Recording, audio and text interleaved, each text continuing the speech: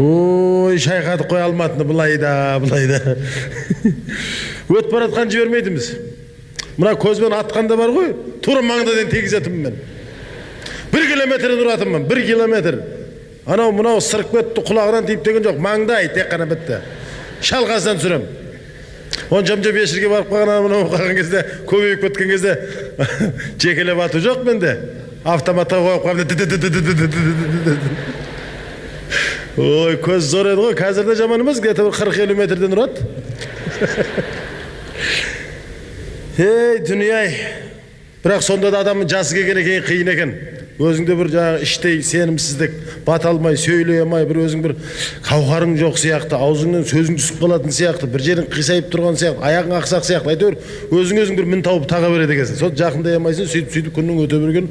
Өзі мына қазақтар басында баяғыда өз дұрыс деген ғой, жастықпен ұрады екен, құлама